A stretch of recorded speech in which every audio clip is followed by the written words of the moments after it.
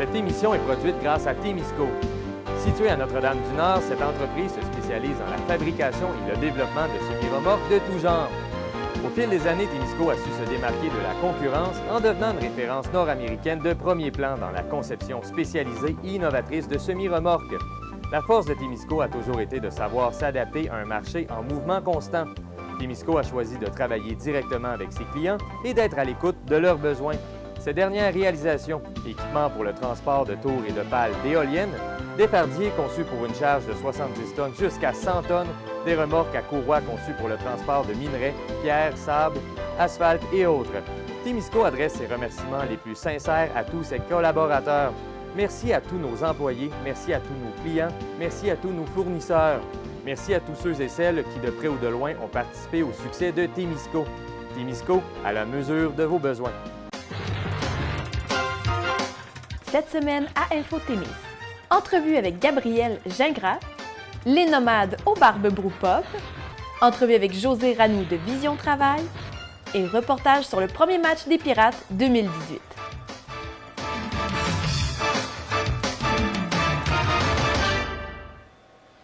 Bonjour à tous et à toutes et bienvenue à cette première émission 2018 d'InfoTémis.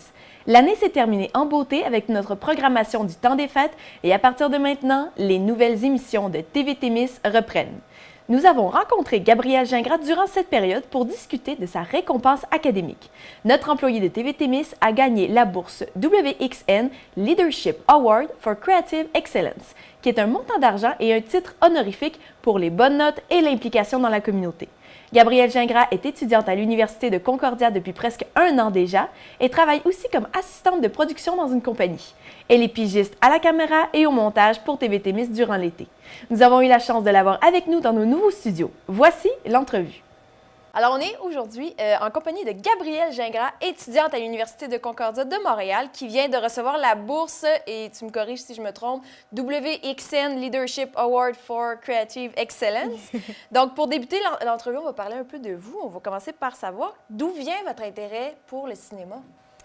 Écoute, je pense que le cinéma, veux pas, je pense que ça a toujours fait partie un peu de mon enfance, même si je ne le savais pas. J'ai toujours été tendance à aimer filmer les choses ou à être filmée ou à parler beaucoup.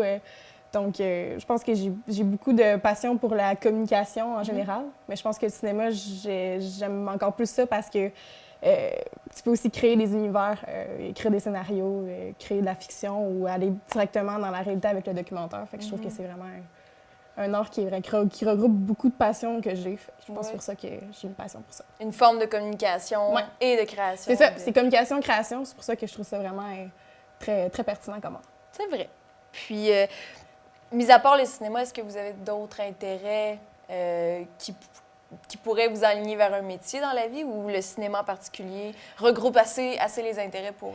C'est sûr que je trouve que le cinéma regroupe plusieurs de mes intérêts. Mais comme j'ai dit, la communication en général, c'est quelque chose que j'aime beaucoup. Donc, que ce soit au niveau plus journaliste ou plus fiction. Mais c'est sûr que j'ai un attachement gros pour la fiction. J'aime beaucoup. J'ai toujours eu beaucoup d'imagination. Je pense que ça me permet d'évacuer mon imagination. C'est vrai. Et est-ce que c'était un métier que vous vouliez faire quand vous étiez jeune? Non. Quand j'étais petite, j'ai comme écrit des ébauches de romans quand j'étais jeune. J'en ai jamais fini. C'était sûrement pas très bon parce que j'étais vraiment jeune, mais... Ça prouve un peu... j'étais toujours aussi avec mes jouets, j'inventais des histoires. Je passais mes journées juste à... Que ce soit avec des autos, avec des Barbies, avec des toutous. C'était juste inventer des histoires qui se déroulaient toutes dans ma tête. Donc, fait que c'était plus écrivaine, peut-être? Oui, c'était plus par écrit parce que je pense que je réalisais pas vraiment que le cinéma, ça existait. Quand t'es jeune, t'es plus... je sais pas, on dirait que c'était pas accessible. Ouais. C'était plus accessible à l'écrit parce que j'avais un papier-crayon puis je pouvais le faire, tandis que le cinéma, c'est plus que papier-crayon. C'est vrai. T'as besoin de plus de... C'est ça. Et quel serait votre genre de film favori? Moi, je pense que je suis beaucoup dans le réalisme. J'aime beaucoup j'aime beaucoup la fiction, mais j'aime beaucoup la fiction qui parle un peu de la réalité de tous les jours, du quotidien, mais qui rend ça beau, qui rend ça intéressant. La science-fiction puis le fantastique, j'ai un peu de la misère parce que je trouve que ça m'éloigne trop de ma vie. On dirait que j'y crois pas. Moi, pour que c'est une bonne fiction, pour moi, c'est faut que j'y croie, il faut que je me sente interpellée par qu'est-ce que le personnage vit. Fait que je pense que c'est ça mon genre de film. Quel serait le film préféré de Gabrielle Gingras? Mon film préféré, je pense que c'est un court-métrage, en fait. Ça s'appelle Toutes des connes de François Jarreau. Oui. Ça a gagné le meilleur court-métrage à un Jutra, je ne me rappelle plus l'année, mais c'est il y a quelques années. C'est un film que je me suis beaucoup inspirée, en fait, pour créer un de mes films que j'ai fait au cégep. Fait que c'est vraiment un film, ça parle d'une relation amoureuse, d'une paix d'amour, puis un peu le cycle de la vie par rapport à l'amour, mais c'est vraiment très drôle, c'est une comédie. Okay. En fait, je pense que les comédies aussi, c'est vraiment quelque chose que j'aime beaucoup. Oui? Oui, les comédies québécoises, je les trouve bien, mais j'aime beaucoup les comédies qui utilisent plus l'image pour faire rire ou le développement des personnages que les gags en soi. Fait que c'est vraiment des films particuliers. Puis, est-ce que vous avez une idole dans le domaine cinématographique? Que ce soit acteur ou réalisateur ou directrice, directeur photo? Idole, c'est un gros mot quand même. Oui. Quelqu'un qui vous inspire? De ce que j'ai vu dans mes cours de cinéma québécois, j'ai pas regardé tout son travail, mais je trouve que Micheline Langto, c'est une artiste québécoise qui est assez volubile. Elle est réalisatrice, actrice, elle a fait le montage aussi, productrice. C'est vraiment... Puis c'est une femme aussi, c'est vraiment une femme de tête du cinéma québécois. Puis je pense que c'est pertinent de savoir c'est qui. OK. Et maintenant, si on s'oriente un peu plus vers votre domaine d'études et de ce que vous faites présentement à l'université, de comprendre un peu pourquoi vous avez gagné le prix, quel projet, jusqu'à présent, vous avez accompli dont vous êtes vraiment fier dans le domaine de la cinématographie? C'est sûr que un film que j'ai fait au cégep avec mes amis Anthony Gartin et Gaël Basque, on a fait un film pour notre dernier cours de création vidéo au cégep de l'Abitibi-Témiscamingue. Qui s'est ramassé au festival de Jonquière, de l'Homme à l'écran, qui a gagné 3 prix. Donc, ça, c'est sûr que je suis vraiment fière de cette réalisation-là. Et mes amis aussi, c'est vraiment un coup de pouce, là. En fait, c'est génial, là. Ça donne vraiment beaucoup d'expérience, beaucoup de contacts. Ça donne une tape dans le dos pour continuer. Là. C'est vraiment bien. Là. Le fait qu'il ait gagné des prix, j'imagine que ça rend la fierté un petit peu plus intense. Oui, c'est sûr. On était déjà très fiers du film parce qu'on a travaillé fort dessus puis ça a donné un bon résultat. Mais c'est sûr que recevoir des prix, on s'en attendait pas du tout. On allait là juste pour... moi, je trouvais ça déjà génial que mon film soit projeté ailleurs qu'au cégep. C'est une production qui est étudiante, mais qui peut se ramasser ailleurs. C'est vraiment ça qui est génial. Fait que, ouais. Je pense que c'est une bonne fierté. Et est-ce qu'il y a un projet, un film ou quelque chose en particulier dans le futur qui vous tient à cœur, que vous aimeriez accomplir? Bien, c'est sûr que moi, mon objectif, j'aimerais ça pouvoir réaliser mon premier film professionnel en sortant de l'université. Puis le thème que j'ai utilisé dans mon film, parce que j'ai écrit aussi le scénario du film dont je parlais, ça parle un peu de ma première session au cégep, mon adaptation en appartement, adaptation avec les nouvelles personnes que tu rencontres, le nouvel établissement scolaire. Fait que je pense que j'aime ça parce que je trouve qu'au cinéma au Québec, on parle pas beaucoup des jeunes adultes, le cégep. Je trouve que, puis quand on en parle, je trouve que c'est un peu vulgarisé. C'est pas cru, c'est pas vraiment qu'est-ce que c'est. C'est un peu à l'adolescent, puis c'est un peu cacher un peu qu'est-ce qui se passe pour de vrai. Fait que je pense que j'aimerais ça exploiter cette tranche d'âge-là, puis de pouvoir la montrer au Québec. Est-ce que c'est un projet qui est déjà un petit peu lancé ou c'est vraiment quelque chose que... Pas tout de suite, juste l'idée est déjà là, puis c'est suffisant j'ai quelques scènes écrites, un peu pêle-mêle, mais c'est vraiment un brouillon. J'aimerais ça pouvoir écrire entre-temps mon scénario avec l'université, mais là, avec ma première session, je vois que l'université, c'est assez demandant. C'est bon. Mais je vais essayer de pouvoir faire ça entre-temps pour vraiment pouvoir commencer ma carrière avec un projet qui me tient vraiment à cœur. On reste encore dans le domaine un peu du documentaire, quelque chose de plus personnel, quelque chose de réel qui va toucher sûrement beaucoup de gens. Bien, c'est sûr. Moi, je trouve que pour un artiste, je trouve que c'est pertinent quand il parle de quelque chose qu'il connaît, parce que je pense pas que je suis la personne désignée pour parler d'un tel sujet ou d'un autre si j'ai pas été en contact avec. Donc, c'est sûr que moi, j'ai toujours tendance à écrire sur des choses que j'ai vécues, parce que je pense que je suis une experte là-dedans parce que je l'ai vécu. Oui. Puis... quand finalement vous allez avoir votre diplôme universitaire, c'est quoi que vous espérez acquérir avec ça? C'est sûr que dans le milieu du cinéma, tu n'es pas nécessairement obligé d'aller aux études pour être dans le milieu, mais c'est sûr que les études, il y a beaucoup de contacts, tu rencontres beaucoup de personnes, puis finalement, c'est souvent avec les gens avec qui tu as travaillé à l'université que tu vas travailler dans ta vie professionnelle aussi. Donc, c'est sûr que c'est aussi développer mon réseau, c'est sûr, mais j'aimerais ça acquérir de plus en plus d'expérience technique, d'organisation pour pouvoir devenir réalisatrice. Oui. OK. Et Niveau, mettons qu'on se projette dans le futur. D'ici 5 ans, vous allez avoir quel âge dans 5 ans? Je vais avoir 26 ans. 26 ans. Qu'est-ce que vous pensez que vous allez être rendu dans votre vie à 26 24 ans, excuse, 24. Ah, 24. 24. 24 ans, qu'est-ce que vous pensez que vous allez avoir atteint niveau emploi, études? Vous pensez que vous allez être rendu où dans 5 ans? Dans 5 ans, ça va faire 2 ans que je vais avoir fini mon bac. Je vais espérer avoir ma demande de bourse positive pour pouvoir financer, sinon être encore dans le processus de création de mon film. Mais c'est sûr que j'aimerais ça avoir au moins une réalisation derrière mon dos rendue à cet âge-là, mais c'est dans 5 ans, on ne sait jamais ce qui peut se passer. Donc, si on parle maintenant un petit peu plus de la bourse WXN Leadership Award, Gabrielle, est-ce que vous pouvez me dire à peu près la bourse WXN Leadership Award, c'est quoi exactement? Commençons par l'acronyme WXN. Qu'est-ce que ça signifie? WXN, en fait, c'est un organisme qui s'appelle le Women Executive Network. C'est vraiment un organisme qui crée un réseautage de femmes qui sont leaders dans n'importe quel domaine, que ce soit dans l'administration, dans la direction, dans l'organisation, création d'entreprise. C'est vraiment des postes de leader. C'est plus aussi qu'un réseautage, c'est aussi un organisme qui récompense ces femmes-là, qui les pousse à devenir des femmes de tête dans leur milieu. Mm-hmm. Donc, à chaque année, il y a un gala, normalement, dans différentes villes au Canada, qui récompense le top 100 des femmes les plus influentes dans le milieu professionnel. L'université m'a dit que je vais probablement pouvoir y aller, mais moi, je vais sûrement être dans une sous-branche parce que je suis pas encore dans le milieu professionnel. Je suis juste une étudiante. Juste ça. Mais c'est quand même bien. En fait, je trouve ça vraiment intéressant que l'organisme encourage le milieu artistique parce que...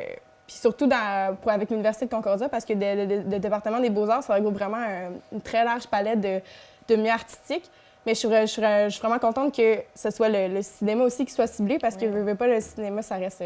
Très masculin. Très masculin comme milieu. Donc, c'est vraiment bien qu'il encourage les femmes à devenir des femmes de tête aussi par rapport à ça. Donc, c'est vraiment, je trouve que c'est au-delà de l'argent de la bourse. Je suis vraiment contente de pouvoir être associée à un organisme comme ça. Je trouve que je le connaissais pas avant, puis c'est un organisme qui gagne à être connu. C'est vraiment très bien. Puis vous disiez, dans le fond, le network, c'est un réseautage, il peut avoir des contacts féminins dans le milieu en même temps. C'est vraiment bien parce que ça regroupe vraiment beaucoup de sphères de milieux de travail différents. Je ne sais pas s'ils ont vraiment le milieu artistique dans le milieu professionnel, mais je sais que ça regroupe vraiment beaucoup de milieux de direction, peu importe le domaine. C'est une grande fierté d'avoir gagné la bourse en tant que telle, mais c'est une grande fierté de faire partie maintenant de ce regroupement. Oui, c'est ça. J'ai hâte de voir s'il va y avoir un gala. C'est vraiment bien. C'est beau avoir des femmes de tête comme ça. C'est bien.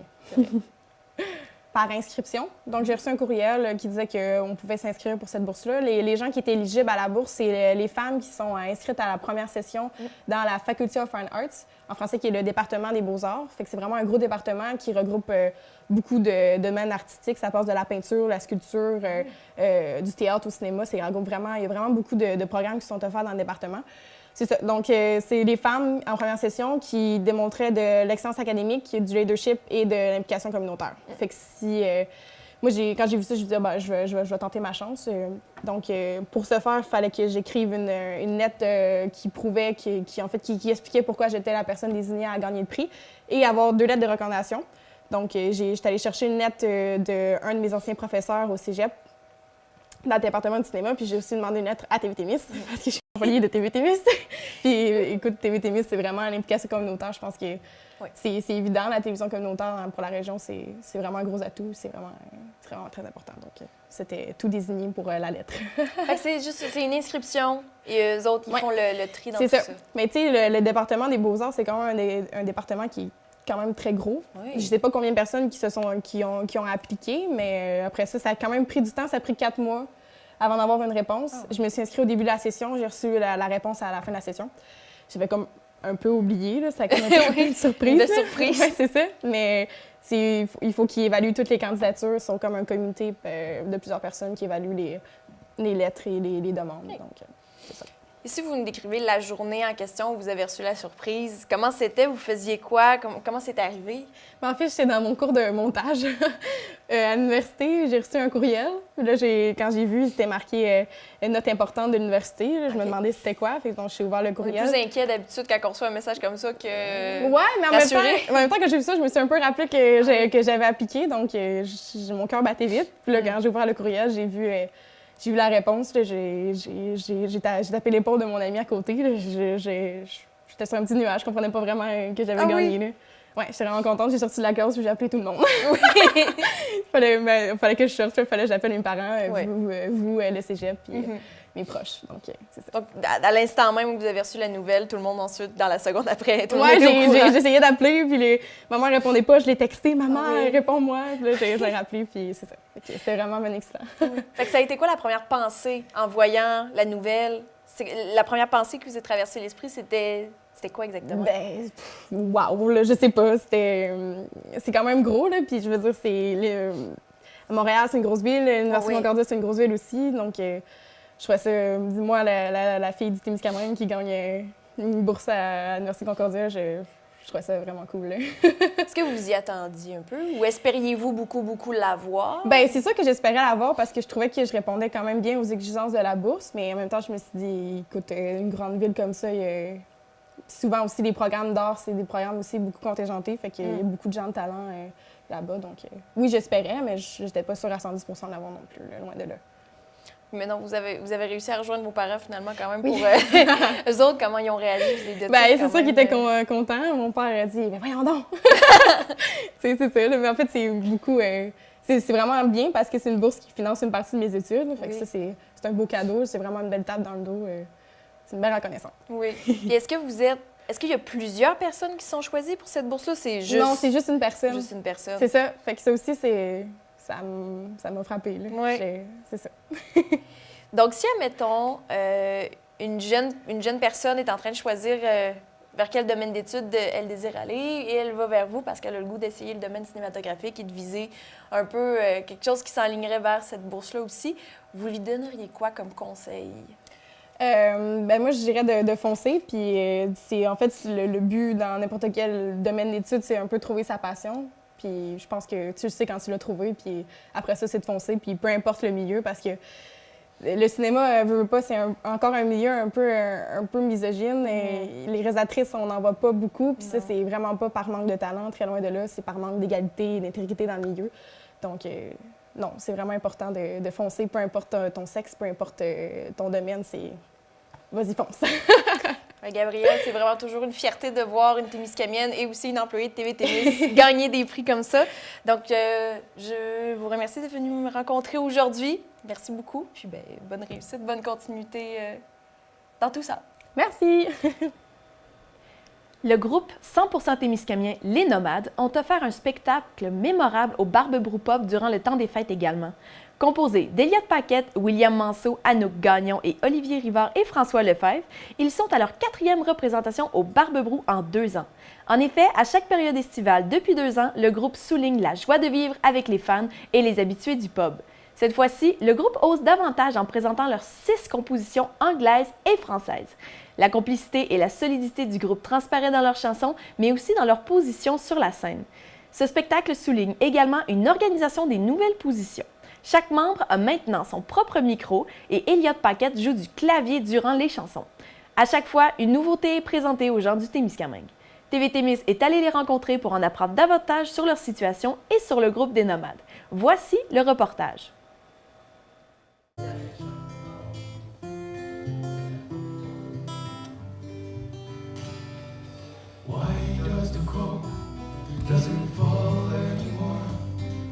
Oceans are surrounded by dying shore, draining without leaving a single drop left.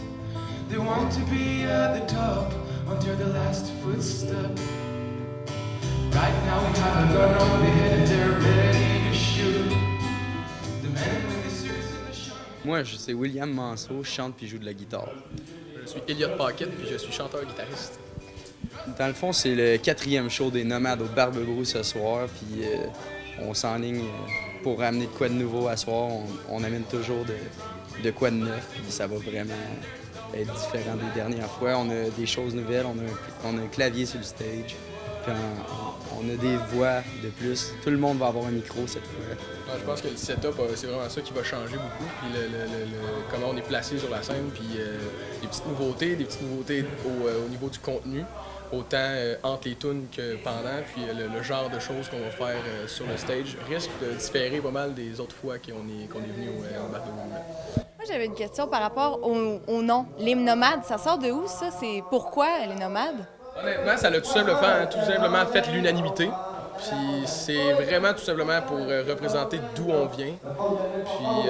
Puis vraiment le minding qu'on a en arrière de ça. Puis quelque chose de tout au naturel, mais qui, dans un sens, nous ressemble vraiment beaucoup. Puis au départ, ça a fait l'unanimité parce que, dans le fond, nous, on a décidé ce nom-là quand on était au secondaire. Puis on a sorti ça sur la table. Au début, on était le vagabond. On essayait de trouver un nom qui nous décrivait parce qu'on n'était jamais à la maison. Puis tout le temps en train de faire nos petites affaires. Puis là, on a trouvé un synonyme de vagabond, nomade. Tiens, toi. Puis on a décidé de se l'approprier. Dans le fond, c'est vraiment ça. Puis dans un sens, il n'y a pas grand-chose de nos compositions qui s'apparentent vraiment au bois ou encore à la nature, mais c'est vraiment, je pense, notre inspiration qui vient de là. Puis je pense qu'on va montrer une autre couleur ce soir. Ouais. En fait, je pense qu'on essaye beaucoup de se diviser les tâches tout en continuant de toucher un peu à tout. Vraiment, on n'a pas réellement des rôles spécifiques. Par exemple, François, c'est sûr que lui, il est pas mal plus au son, puis justement à l'enregistrement. Il est très, très bon là-dedans. Je compose aussi. Will, là-dedans, justement, c'est ça. On va regarder les textes ensemble, puis il va toujours me donner des feedbacks par rapport à ça. Puis je pense que c'est jusqu'au moment où on se parle, c'est vraiment comme ça qu'on a fonctionné. Puis jusqu'à date, la recette est le fun, puis ça donne justement la couleur qu'on veut. Puis il n'y a pas un membre du groupe qui pourrait réellement être changé pour quelqu'un d'autre, parce que vraiment, il manquerait une grosse partie de tout simplement, la touche nomade. Réellement, s'il y avait un de nous autres dans la gang qui était plus là, ça serait quelque chose de complètement différent.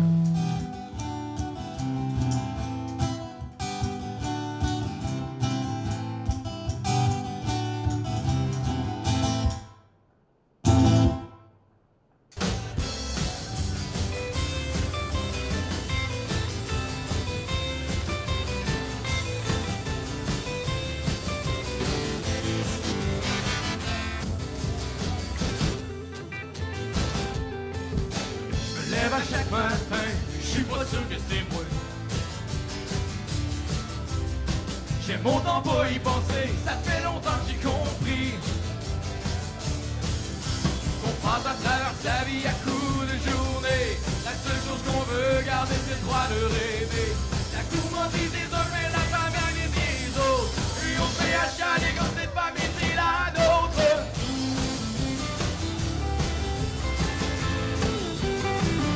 Je pense que quelque chose qui est bien dur à voir pour le public, c'est que je suis pas nécessairement le chanteur lead. On est vraiment un duo.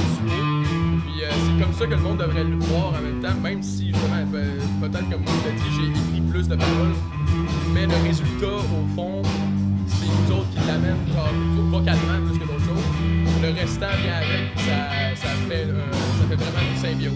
Ouais, on essaye vraiment d'aller chercher comme deux couleurs principales dans le groupe pour aller chercher le plus de gens possible, aller chercher nos deux vibes différentes, puis les accompagner à nos épices chacun notre tour. En même temps, on essaie de ramener quelque chose qui vient d'avant.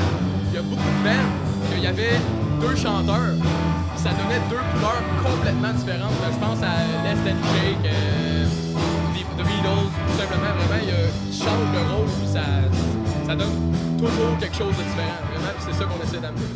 Ah, pour de vrai, il n'y a rien de plus beau que ça, revenir dans notre région puis partager la nostalgie avec tout le monde, mais c'est pas une nostalgie malheureuse parce qu'on peut leur vivre à chaque année, faire le party comme dans le temps, puis avoir du fun au moins une fois. Une chose qui est le fun aussi, c'est qu'il y a beaucoup de monde qu'au moment où ils nous voient sur le stage, c'est la première fois qu'ils nous voient depuis qu'on est revenu.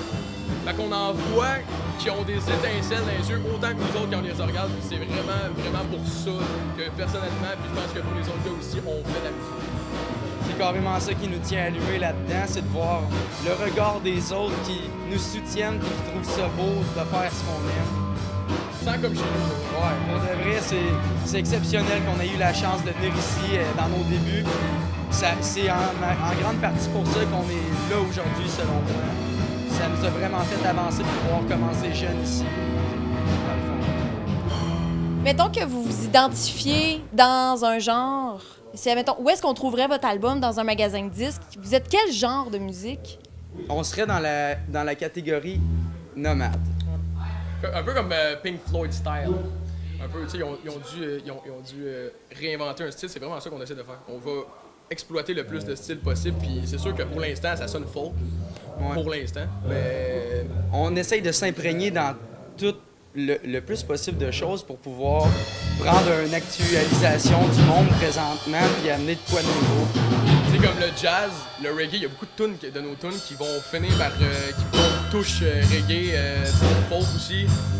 Et on essaye vraiment là, de détendre le spectre le plus possible parce que c'est de même qu'on va rechercher vraiment le plus de spectateurs. Il y a beaucoup de monde qui vont venir nous voir pour toutes sortes de choses, mais en particulier le spectrum de style qu'on est capable d'aller atteindre. Surtout en ce moment, je trouve qu'il y a beaucoup une expansion dans le monde du rap.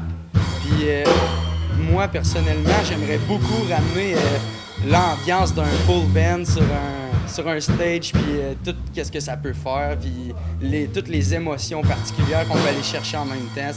Selon moi, ça peut être une musique très riche quand on est plus qu'un sur une. Ouais, puis aussi, c'est qu'il y a rien qui nous empêche d'exploiter tout ça. Puis le rap, comme tu dis, c'est quelque chose qui va chercher le monde quand même aussi. C'est impressionnant.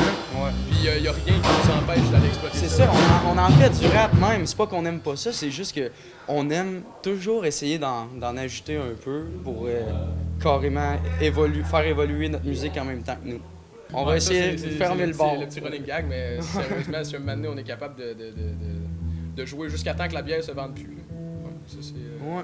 On va essayer de vider les tanks de bière, là. Puis, en fait, c'est pas juste ça.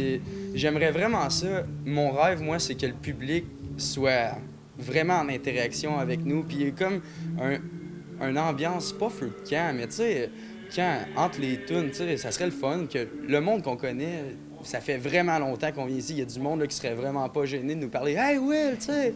Mais c'est ça mon rêve, un jour que le monde, là, il nous parle d'égal à égal, puis qu'on ait juste du fun avec que eux. quand ils viennent à notre show, qu'ils vont pouvoir nous parler de même, puis que ça nous dérangera pas pendant tout, puis que justement, on a un certain contact avec la foule, que ce soit nos amis ou pas, de montrer réellement que genre il y a une ouverture, puis que c'est une proximité qu'on va aller chercher et non une distance de dire que celui-là, c'est un parmi tant d'autres.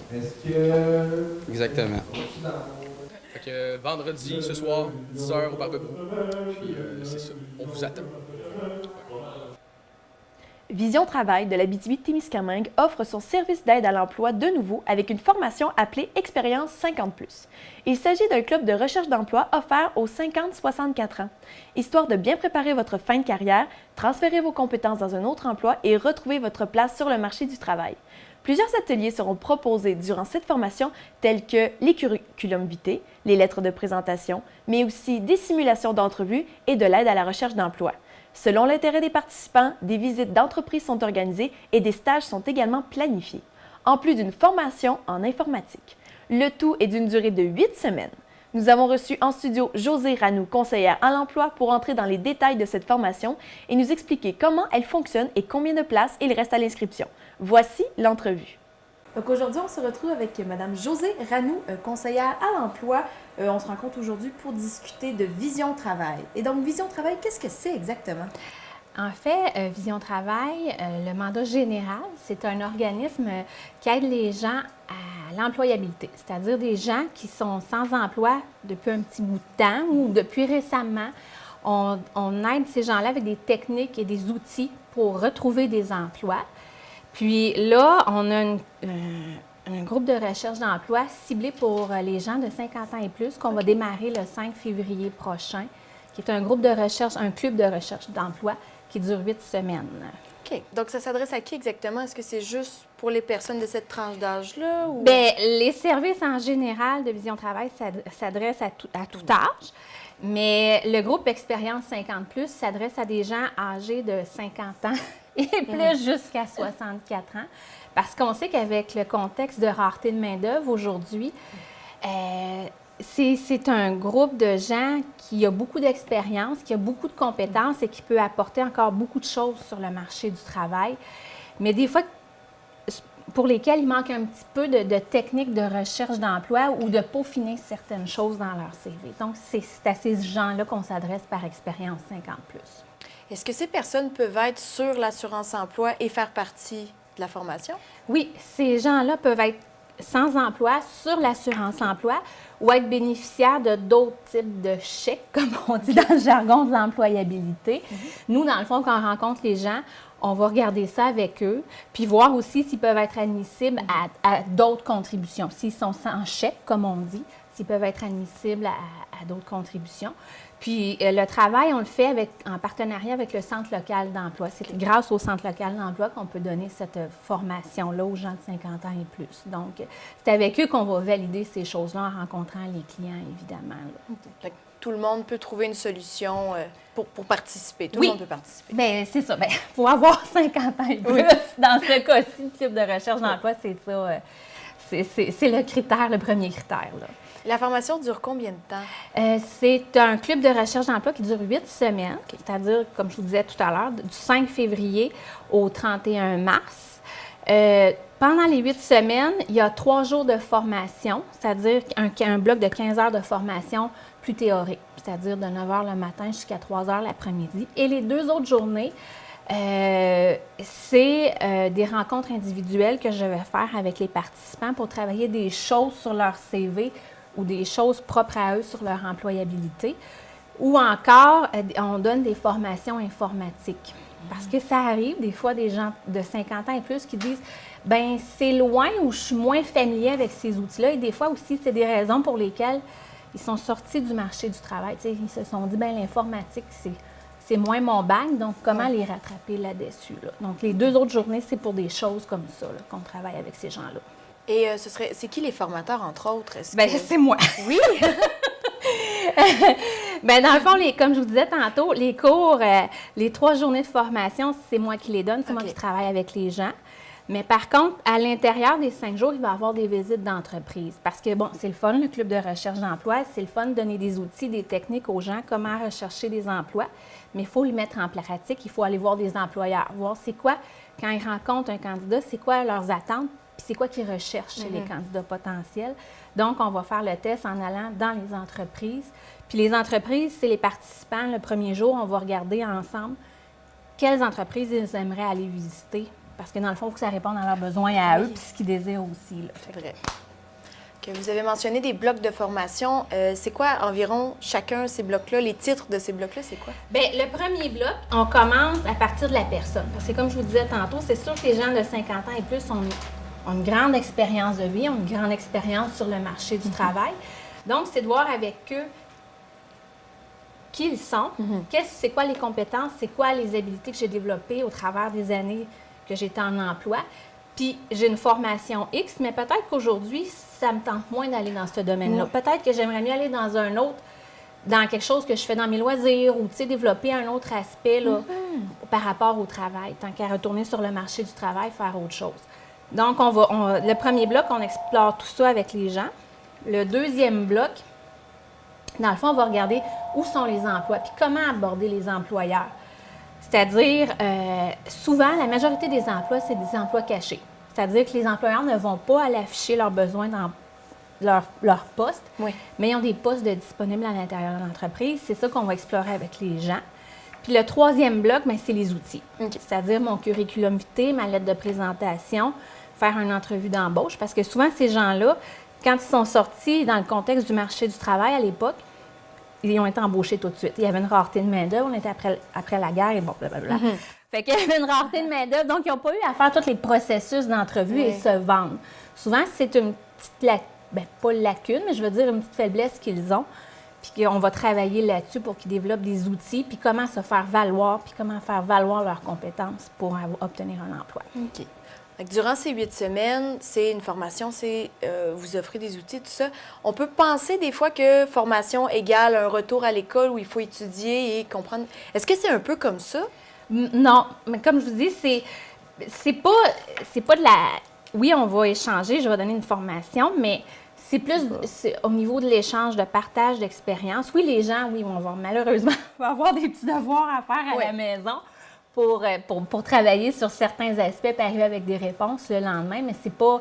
Il n'y a pas de test, il n'y a pas d'examen. Le test, c'est de retourner sur le marché du travail ou continuer notre processus pour trouver un emploi. C'est vraiment mettre en application les outils, c'est plutôt ça Tout va servir. Le test, oui, tout va servir, c'est ce qu'on souhaite, effectivement. Puis, dans quel but, en fait, le club de recherche existe-t-il? Bien, en fait, ce que je vous ai expliqué tantôt, c'est qu'on s'apercevait, parce qu'il est là sur tous les territoires de MRC de l'Abitibi-Témiscamingue. Vision Travail s'occupe des clubs de recherche de Rouyn-Noranda, La Sarre et du Témiscamingue.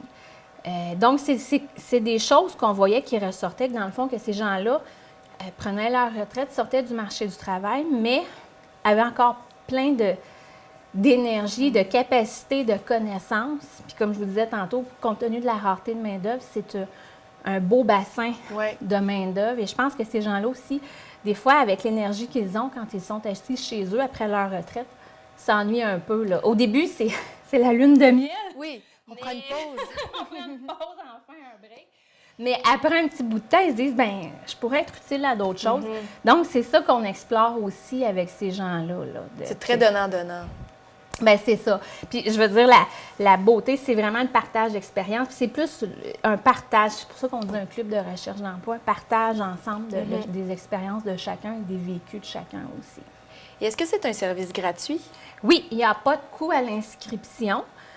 Comme je vous disais tantôt, là, après ça, pour les rémunérations, bien, c'est cas par cas. Là, mais non, il n'y a pas de coût d'inscription, non. Mais il faut s'inscrire. Il faut s'inscrire, oui, parce que c'est une bonne question. Parce que pour le Témiscamingue, on a 8 places de disponibles. Et actuellement, il y a déjà... C'est le fun, ça marche. Oui, c'est ça.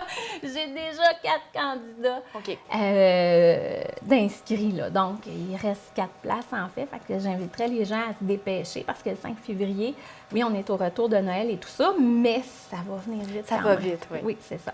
Puis pour voir aussi le profil des gens puis leurs besoins, tu sais, pour faire des choses qui vont vraiment répondre. Quand je vous disais l'informatique tantôt, bien, il y a une dame qui va venir donner de la formation et tout ça. Puis, c'est de voir où les gens sont. Fait que c'est pour évaluer les gens aussi, ça serait important de les connaître assez tôt dans le processus. Là. Et moi, je me demandais, l'origine de l'idée et du projet, est-ce que ça vient de vous? Non, d'où ça part? Ça vient, comme je vous disais tantôt, ça fait quelques années que ça existe. C'est une mesure gouvernementale, pour les mêmes raisons que je vous ai dit tantôt. Là, j'imagine que c'est un contexte qui est venu avec la nouvelle réalité du marché du travail, des jeunes retraités encore pleins d'énergie. Oui. Et ça aussi, on l'a mentionné tout à l'heure, mais il y a un support financier offert pour certains cas aussi. Oui, c'est ça. Donc, ça, c'est intéressant. C'est gratuit, mais aussi, on ne sera pas 8 semaines à... Bien, sans paye, parce qu'évidemment, pendant ces 8 semaines-là, les gens ont encore des obligations. Ça, on va l'aborder aussi dans la formation. Parce que souvent, les gens... Là, j'en dis beaucoup. Mais c'est parce que souvent, les gens se disent, bien, si je retourne sur le marché du travail, ça ne me tente pas de travailler 5 jours semaine. Oui. Puis c'est correct. Tu sais, je veux dire, ils ont d'autres affaires aussi parallèlement à ça qu'ils peuvent faire. Fait qu'on va évaluer aussi le budget. Tu sais, qu'est-ce que j'ai besoin pour vivre? Combien d'heures je serais prête à travailler? Donc, c'est ça. Fait que oui, puis pendant ces semaines-là, évidemment, bien, les gens, il faut qu'ils continuent à vivre, faire l'épicerie, puis faire les paiements. Fait que c'est pour ça qu'on évalue cas par cas pour essayer de voir s'il n'y a pas un montant qui peut se rattacher à ça pour poursuivre la formation. Que ce soit égal pour tout le monde. C'est ça. Bien, égal ou que les gens puissent continuer d'avoir des sous qui rentrent pour pouvoir rencontrer leurs obligations. Donc, si on veut s'inscrire, est-ce qu'il faut téléphoner? On peut aller sur un site Internet? Où est-ce qu'on trouve les détails? Bien, pour s'inscrire, je vais vous laisser des dépliants ici à la télé communautaire, puis à TV Témis, pardon. Puis, pour s'inscrire, bien, vous pouvez me téléphoner au 819-629-2743. OK.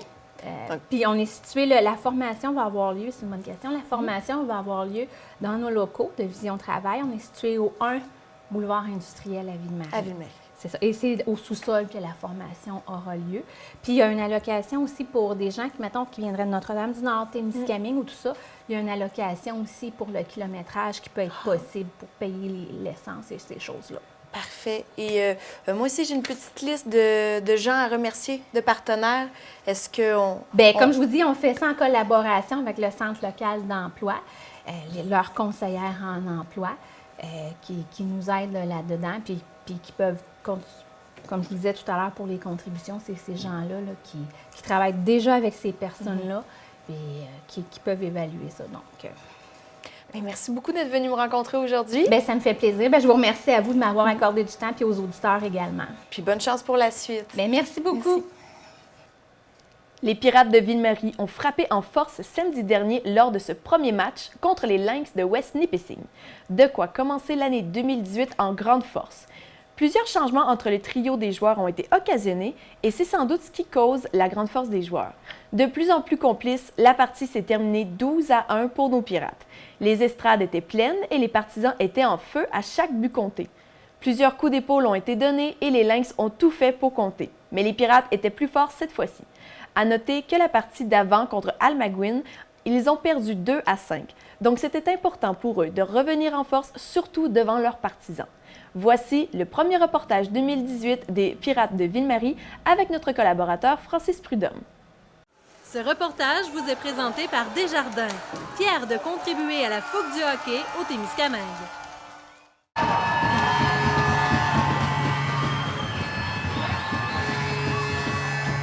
C'est donc une victoire sans équivoque des Pirates par la marque de 12-1.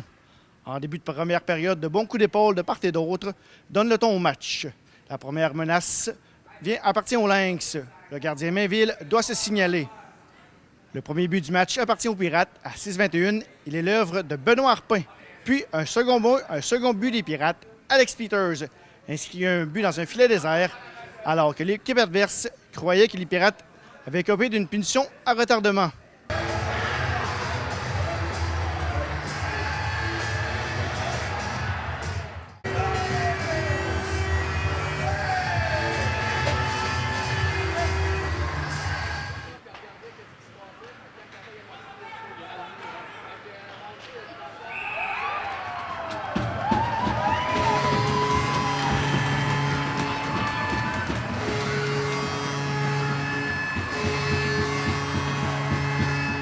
Après conciliabule, le but est accordé. Une décision qui ne plaît pas à l'entraîneur des Lynx, qui fait connaître son mécontentement. Il sera expulsé du match. Un troisième but sans réplique des Pirates, en double avantage numérique. Il est l'œuvre du capitaine Cédric Lachapelle, assisté de Nicolas Belrose et Justin Lemieux. Puis un deuxième but est marqué à peine quelques instants plus tard. Samuel Caron s'inscrit à la marque, assisté d'Alex Peters et d'Antoine Gessner. C'est 4-0 Pirates après 20 minutes. Donc, avec Justin Lemieux qui a inscrit un tour de chapeau ce soir. Justin, un festival offensif, 12 buts pour les Pirates. Selon toi, qu'est-ce qui explique ce festival offensif-là? Je pense que au début, c'était 1-0, c'était une game serrée. Après ça, on a eu des powerplays, on a inscrit 3 buts vraiment rapidement. Après ça, les gars, le sourire était là, on a juste continué, puis on s'est amusé. Puis la chimie d'un trio est là, puis des belles passes de tous mes coéquipiers pour mes buts. Puis les autres buts, c'est la même chose, du travail puis de la complicité. Bien, on a quand même travaillé fort en début de match. Puis, je sais pas, en deuxième période, on a relâché un peu, mais ça a quand même bien été à la fin de la game. Puis, on a travaillé plus fort qu'eux autres au début de la game, c'est ça, pas mal. Go, quelque chose à ajouter? Ouais, je pense qu'on a perdu à Almaguin, ça nous a touché un peu dans l'orgueil. On voulait revenir fort aujourd'hui, puis c'est ce qu'on a fait. En deuxième période, les Pirates écopent de 2 punitions en début de période, toutefois sans conséquence. Les Lynx s'inscrivont à la marque à 6,56.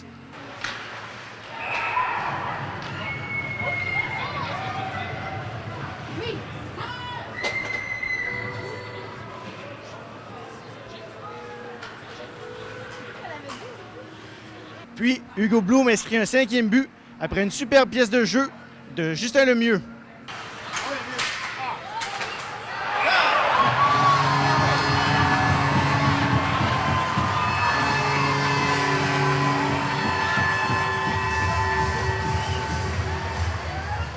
Sixième but des Pirates, inscrit par Alexis Duguay, assisté de Christophe Beaulieu-Guimont et d'Alex Montreuil.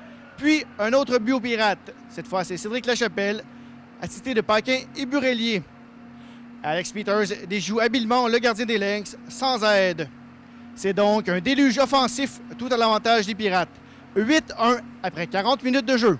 Et le festin n'allait pas s'arrêter là. En troisième période, Nicolas Belrose inscrit un filet avec 15 secondes d'écoulées à la période, assisté de Félix-Antoine Lévesque et Cédric Lachapelle.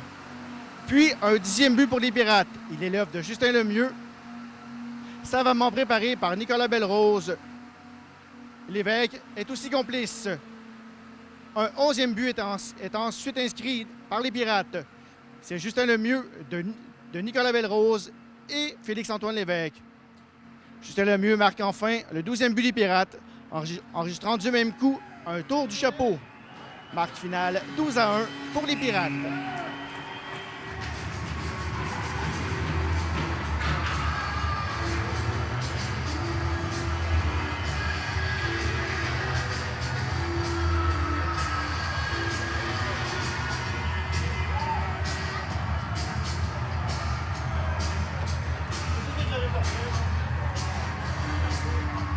Donc là, ça amorce très bien 2018. J'imagine que vous allez le plus possible essayer de mettre des victoires en banque pour pouvoir vous classer le plus haut pour les séries. Ouais, ben c'est ça le but. Dans le fond, on vise le top 2 pour les séries, être en bonne posture, jouer plus souvent à la maison devant nos partisans puis avoir plein de fun. Ouais, c'est encore l'objectif qu'on avait depuis le début de l'année, mais depuis qu'Alain est arrivé dans le fond, mais ouais, 2018 c'est notre année puis on veut gagner plus tout le temps dans le fond. Oh, rien à rajouter, hein. Mon collègue Peter a tout dit. Hein. Justement, le coach Mercier a un petit peu remanié ses trios et ça semble bien fonctionner. Il y a une chimie qui s'installe sur chacune des 4 trios. Ouais, moi, Boissonneau, Coron, ça va bien. La ligne à bleu marche, toutes les lignes marchent dans le fond. Là, ça va vraiment bien, nous autres. Il n'y a pas d'autres mots à dire maintenant. Donc, toi aussi, ça fonctionne bien, une belle chimie sur ton trio? Ouais, ça fonctionne bien. J'ai déjà joué avec Lemieux. Belrose joue depuis le début d'année. On switch entre Lemieux et Lachapelle, puis ça se passe super bien. On l'a encore vu ce soir. Malheureusement, Cédric Lachapelle n'a pas eu son hat-trick. C'est bien fait pour lui. C'était Francis Prudhomme pour TV Témis.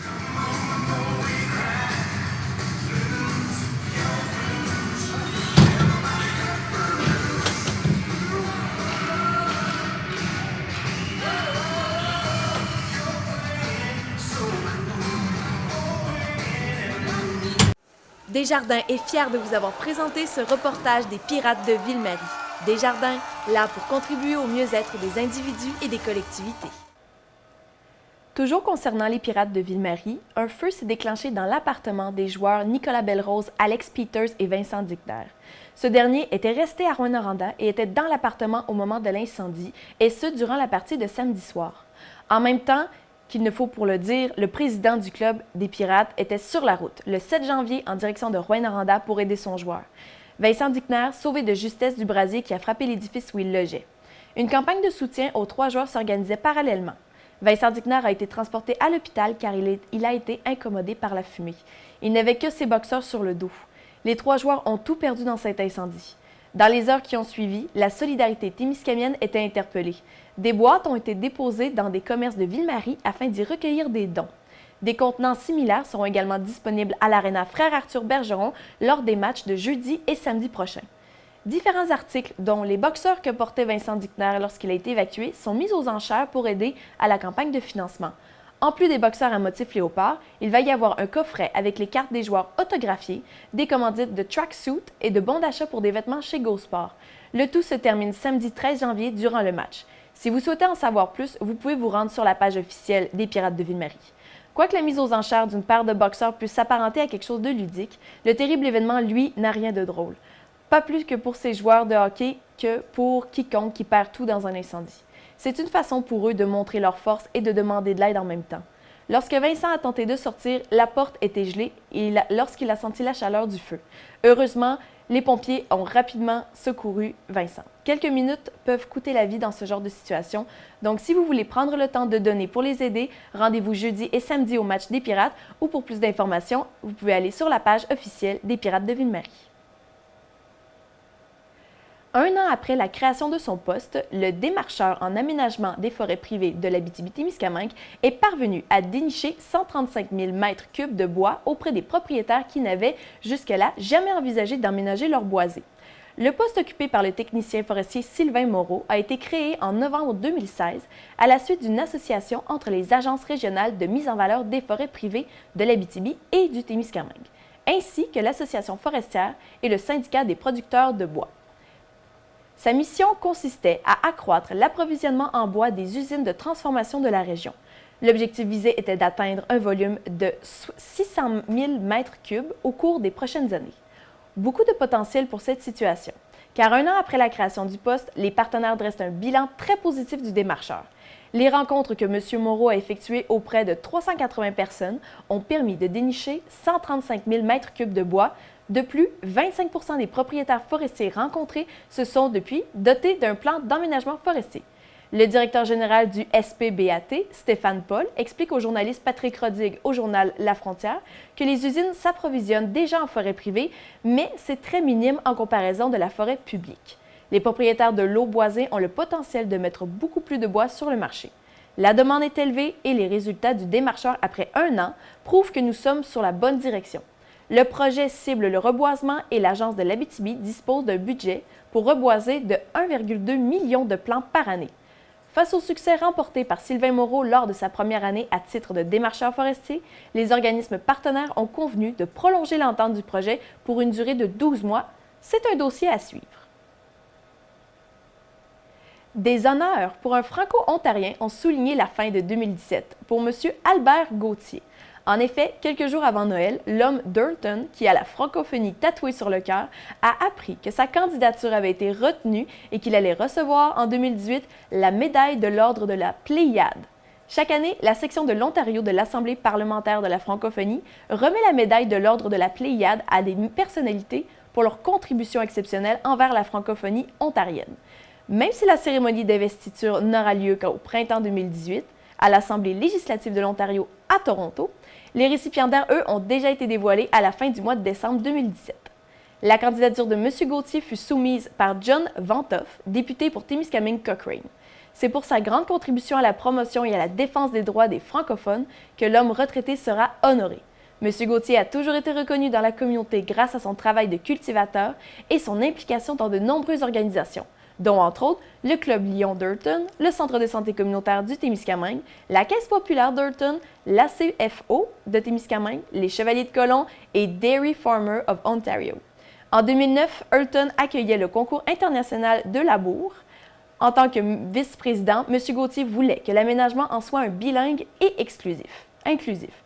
En plus de rassembler les francophones de sa communauté, il a entrepris des partenariats avec des gens du Témiscamingue québécois et des Témiscamingue First Nation de Notre-Dame-du-Nord. Ainsi, il pouvait attirer plus de gens lors de ce rassemblement d'une grande envergure. Ce fut mission accomplie. Pour la première fois en 86 ans, le concours international de Labour se déroulait dans les 2 langues officielles. Tout a été traduit, des règlements au discours en passant par les dépliants. Pour votre information, l'APF est une assemblée parlementaire de la francophonie qui se compose de 83 parlements et organisations interparlementaires qui partagent les valeurs de la Charte de la francophonie. Elle est répartie sur les 5 continents et elle a été créée à Luxembourg en 1967. Ces actions visent principalement à renforcer la solidarité entre les institutions parlementaires, à promouvoir la démocratie et l'état de droit, plus particulièrement au sein des communautés francophones, et à faire rayonner la langue française et la diversité culturelle sur la scène internationale. Donc, on félicite chaleureusement M. Gauthier. Vous le saviez sans doute déjà, mais l'hôpital de Ville-Marie va connaître un agrandissement prochain. Après plusieurs annonces et reports avec un 10 ans d'attente, les choses prennent enfin forme pour le pavillon Sainte-Famille de Ville-Marie. C'est le ministre Luc Blanchette qui a fait l'annonce. Il explique que le retard est dû à l'inflation et à l'évolution des normes cliniques qui ont gonflé la facture et retardé tout le processus. Il explique aussi dans un article du journal Le Reflet que ce n'est pas qu'un simple agrandissement, mais aussi une mise à niveau de beaucoup d'équipements et que ça a rajouté à la facture et a retardé le processus. Il est persuadé aussi que cette modernisation va attirer les jeunes médecins désirant travailler avec des équipements à la fine pointe. L'agrandissement consiste également à l'ajout d'un 4e bloc en arrière de l'hôpital qui viendrait fermer le U que forment les 3 premiers blocs existants. L'environnement se voudrait beaucoup plus moderne et convivial, avec notamment un bloc opératoire et une salle d'urgence complètement neufs. Autre détail, le département de chirurgie d'un jour bénéficiera désormais de chambres confidentielles avec murs en lieu et à la place des rideaux habituels et en sera la seule équipée en région. Le docteur Léger a beaucoup insisté sur les mises aux normes environnementales et cliniques dont l'hôpital va bénéficier. Le projet est estimé à 40 millions de dollars et les travaux devraient s'échelonner sur 27 mois à compter de ce printemps. Enfin, dirait-on. Les clients de Cablevision, une division de Bell, subiront une hausse tarifaire importante au mois de mai. Les utilisateurs devront ainsi essuyer une augmentation d'un peu plus de 4 % sur le service télé de base. Le tarif mensuel augmentera de 3 $, passant de 39,95 $ à 42,95 $ si l'on se fie au prix indiqué en ligne. Pour sa part, le service Internet augmentera de 2 $ à 4 $ par mois selon les forfaits. L'indice des prix à la consommation a varié de 1,7 $ en novembre 2016 et novembre 2017. La hausse de Cablevision est donc largement supérieure à l'inflation. L'an dernier, l'entreprise avait procédé à des augmentations tarifaires de 3 $ pour la télé et 3 $ pour l'Internet. Rappelons qu'il n'y a pas d'autres fournisseurs de services Internet et télévision par câble en Abitibi-Témiscamingue. Bell investit significativement plus que tout autre fournisseur canadien des communications dans ces réseaux à large bande afin de s'assurer que ses clients aient un accès meilleur à la technologie et aux services. Comme les fournisseurs de communications à travers le pays, la compagnie est également confrontée à une hausse de coûts de contenu et à une croissance rapide des volumes d'utilisation. Étant donné que les coûts associés à fournir les services de Cablevision ont augmenté, ils ont fait certains ajustements à la tarification de certains de leurs services. Le projet Expédition à la Viviane continue d'avancer et de prendre de l'ampleur. Le tournage étant terminé depuis plusieurs mois déjà, les invités blogueurs de la région n'ont pas cessé de travailler durant ce temps. Vous pouvez visiter leurs blogs respectifs avec des articles sur le Témiscamingue, sur le lac Témiscamingue, sur l'Ontario également. L'équipe One Modern Couple vient de sortir le dernier article de ce fabuleux périple. Vous pouvez aller lire sur leur blog et également sur l'onglet Articles de la page Facebook officielle de TV Témis. Des mots qui caractérisent la beauté et l'utilité du lac Témiscamingue, mais également des idées voyages, des idées repas avec des aliments d'ici et bien sûr des photos à couper le souffle. Le réseau Biblio de l'Abitibi-Témiscamingue et du nord du Québec offre un nouveau service de prêt de livres numériques de langue anglaise. Le réseau est fier d'annoncer qu'un nouveau service est disponible pour les usagers des bibliothèques membres de son réseau. Ce service, rendu possible grâce à un consortium avec le réseau Biblio de l'Outaouais et celui des Laurentides, s'ajoute au service de prêt de livres numériques de langue française offert depuis quelques années déjà. Les usagers peuvent donc dorénavant accéder à plus de 1000 livres numériques en langue anglaise. La collection est appelée à augmenter également constamment au fil des semaines et des mois. Il est possible d'emprunter ces documents sur une période de 3 semaines en les transférant sur une liseuse, une tablette ou un appareil tel qu'un iPod, iPhone ou téléphone intelligent utilisant la technologie Android. Si vous souhaitez en savoir plus, rendez-vous sur www.mabiblio.québec. Lundi 8 janvier soulignait la première séance ordinaire de conseil pour la nouvelle municipalité Laverlechère-Anglier. On peut dire que la frénésie était palpable parmi les élus présents qui semblaient prêts enfin à annoncer ce nouveau tournant après plusieurs mois d'études et de travail. Ils ont qualifié la séance d'un moment historique et mémorable. Tout cela en les définissant comme un regroupement plutôt qu'une fusion. Un mariage consenti entre deux parties, une complémentarité de ces deux territoires. Ils ont aussi associé le mot fierté, volonté, humilité, implication et courage pour décrire les démarches qui ont mené à cette situation. Pour le moment, un conseil provisoire est formé à partir des élus déjà en fonction et ils assureront à tour de rôle les tâches à faire. Certes, l'année 2018 en sera une ponctuée de défis pour cette administration qui est consciente des essais-erreurs qui l'attendent. Toutefois, c'est dans un esprit positif et rempli d'espoir que l'équipe anticipe l'avenir. Voilà ce qui complète Info Témis cette semaine. N'oubliez pas de rester attentif aux prochains reportages et aux nouvelles émissions de la programmation d'hiver 2018. TV Témis vous prépare un début d'année haut en couleurs. Vous pouvez toujours aller sur le site internet officiel de témis.tv ou simplement visiter la page Facebook de TV Témis. Je vous remercie chaleureusement d'avoir été des nôtres cette semaine et nous nous retrouvons la semaine prochaine. Merci beaucoup!